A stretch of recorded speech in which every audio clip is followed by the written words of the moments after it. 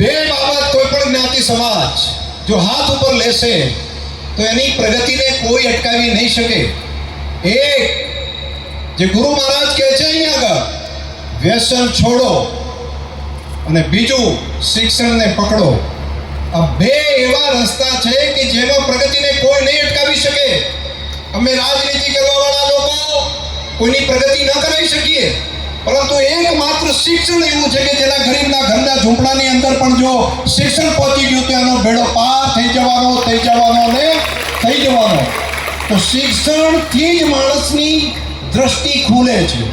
શિક્ષણથી જ આવતીકાલનું ભવિષ્ય પોતે જોઈ શકે છે. શિક્ષણ માત્રથી જ આપણું હિત શું છે એ આપણને ખબર પડે છે. અને શિક્ષણ જ્યાં સુધી નથી મળતું ત્યાં સુધી સત્ય શું છે એ બાબત સમજાતી નથી. અને જ્યારે બાકીનું બધા ચાલતા હોય એ જ પ્રમાણે ચાલે છે, એ જ પ્રમાણે ચાલ્યા કરે છે. જે જ્ઞાતિ સમાજ એ પ્રગતિ કરી છે, જે સમાજોએ પ્રગતિ કરી, એ બધાના ઇતિહાસ જોજો. સૌથી પહેલી પ્રગતિ એમણે કરી હોય તેનું પહેલું કદમ એ શિક્ષણનું હતું. અને શિક્ષણનું કદમ જો હાથ ઉપર લીધું તેમાં કોઈ પાછી પાની કોઈ પણ રીતે થઈ શકશે નહીં. આ વિસ્તારની અંદર નર્મદાનું પાણી પહોંચે એના માટે રાજ્ય સરકારે સ્પેશિયલ 1400 કરોડ રૂપિયા મંજૂર કરી અને 1 વર્ષના સમયગાળાની અંદર તળાવ ભરવા માટેનો ઐતિહાસિક નિર્ણય પણ આપણા